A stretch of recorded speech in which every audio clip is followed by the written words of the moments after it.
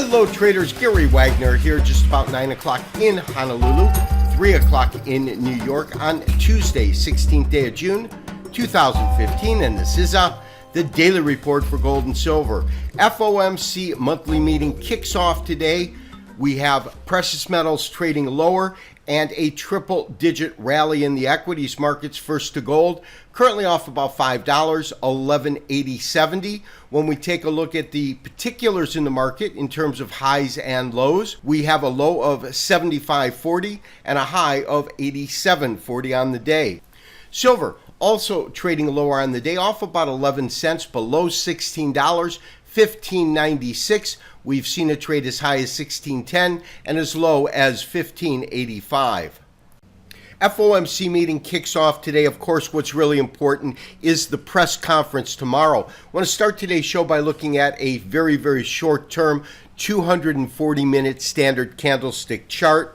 So we're looking at 4-hour candles. We can see that we've come off of these lows, this green candle being the last 4 hours in trading. Market hits a high of about 87.88 right up in here, and then trades to the lows. I believe we said those were around 75, and is trading right now at about mid-range. A couple of things that we'll look at. When we look at our short-term market moves, again, for our chart, we can absolutely see that we're continuing in our bear count. First of all, in our Elliott wave, 1, 2, wave 3, waves 4. Wave 5 is what took us down to these recent lows at 1160.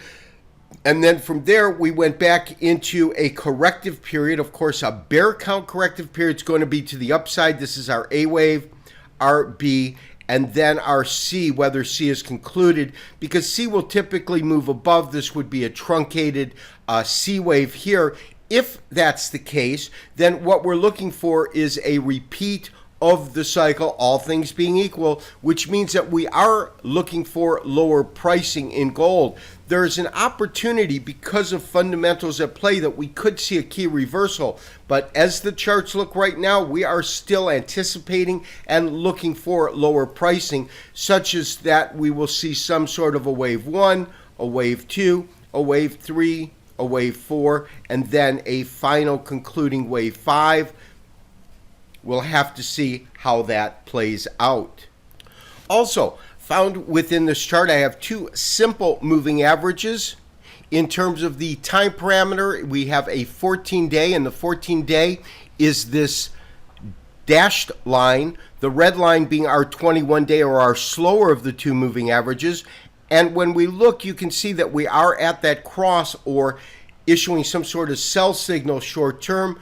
We can go ahead and pull up our MACD to get a better picture, and really this better clarification gives us more fuzzy information than any kind of a concrete move, because you've had this oscillation in which we had the cross to the upside and now a cross to the downside.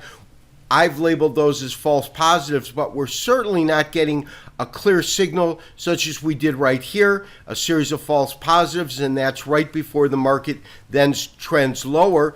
The question is we had this upward surge here, very, very clear. Then we have this set of, call it false positives. Will we then return to higher pricing? So obviously getting some mixed signals in the market, but we're awaiting some major fundamental data, and because of that, we have this oscillation, that's no doubt. But that, again, as I said, is on a very, very short-term chart. When we go to our daily chart, really, we're getting a market which is continuing to trade within this channel.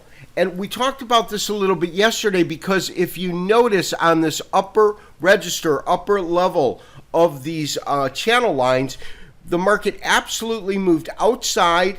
The high is well above it. However, the close was right within it. Now, following day, today, it opens just above this channel line, but is certainly now trading within the confines of this channel line. And once again, I do believe that the path of least resistance is going to be to move to the lower end of the channel. However, all bets are off if we see any kind of effective close above this point. So a breakout above this point to me would signal higher pricing. Maintaining itself within this current channel line is going to have that downside bias. And then when we look at our MACD, go ahead and blow that up a little bit, you can absolutely see that we have, once again, we had our cross to a sell. We now have got our shorter term moving back above this longer term moving average. That to me is signaling right here neutral or uncertainty within the marketplace itself. And we know that to be a fact as we await some news from the FOMC meeting and more news on the current scenario over in Greece and the European Union.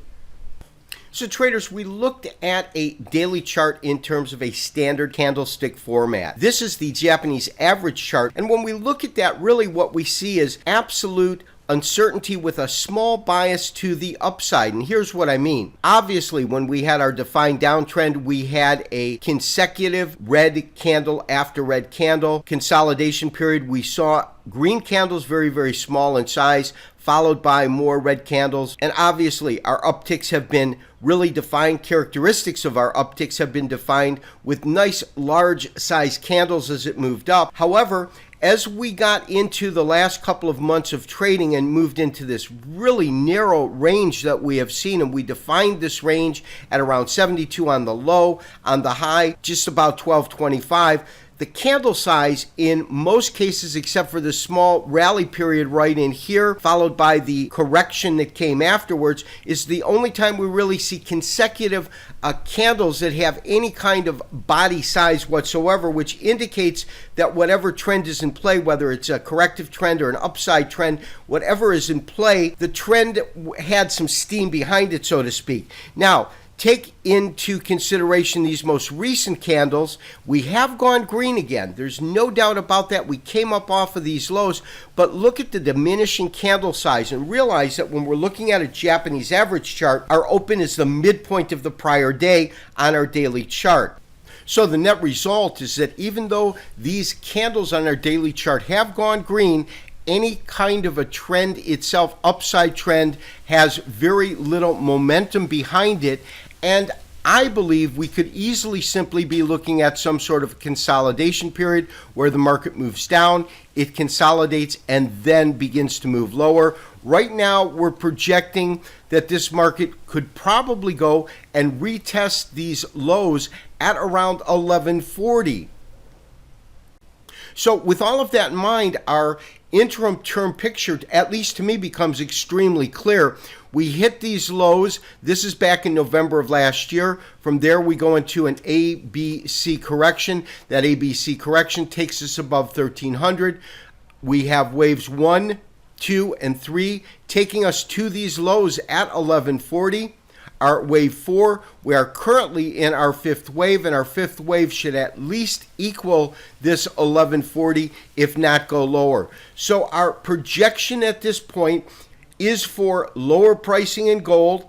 The lows that we would anticipate are about 1140. We could breach new lows. That is what we'll have to see. Of course, we have wild cards. The wild cards are Greece and whether or not rate hikes will become implemented. Of course, if they stall again, that's going to be bullish for gold. A breakdown in the current negotiations between the IMF, Eurogroup, and Greece, if they break down, that is bullish for gold. All things though being equal, we are looking on a technical basis for gold to drift lower.